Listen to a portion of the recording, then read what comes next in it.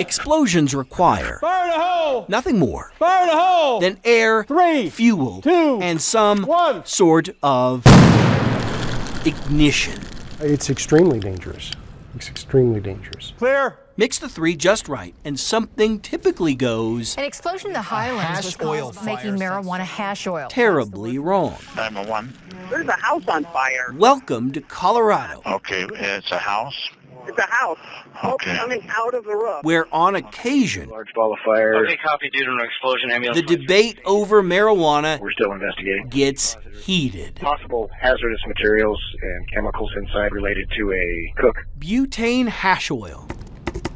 Go ahead, type it in, and you'll learn more than you ever wanted to know about the highly flammable way to make from marijuana a much more potent high. So you're telling me your grandparents aren't really well versed in this? Not quite. Not in Illinois. No, not quite. Paul MANNAIONI doesn't need YouTube to teach him what to do with it. And you can do butter with it, tinctures, other concentrates, use it to cook with. Last year, police say he and 2 others took part in an extraction gone awry, one of a record 32 explosions in Colorado in 2014. Eventually, prosecutors dropped the charges, I am glad it's over with, though.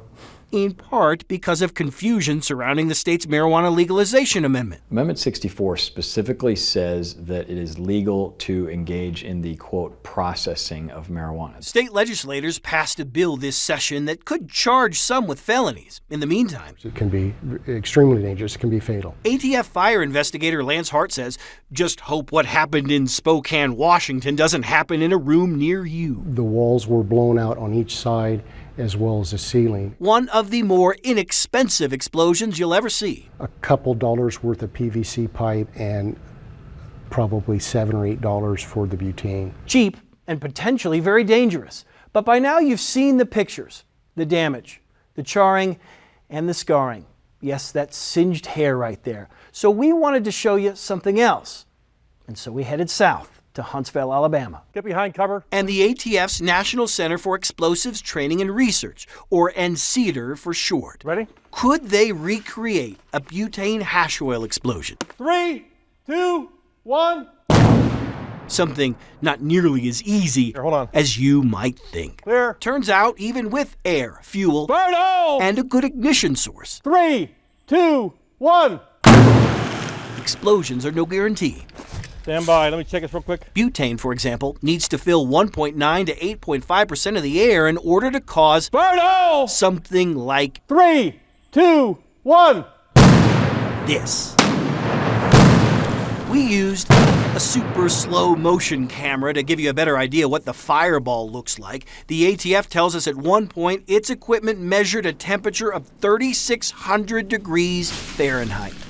Let me know when you're ready. Remember, anything less than 1.9% butane Fire in the hole! or more than 8.5%, Fire in the hole! 8.5% Fire in the hole! will not lead to an explosion. 3, 2, 1. It's called the explosive range. The ATF says the pressure on those boards is close to 3,400 pounds. Not a huge amount, but when confined, like say in this car, it's enough to cause significant damage. The ATF came upon this a few years ago. The initial responders believed that they had a vehicle that was moving in a car bomb. It's why those who've seen this firsthand say butane hash oil extractions should never take place indoors. I wouldn't do it in an apartment.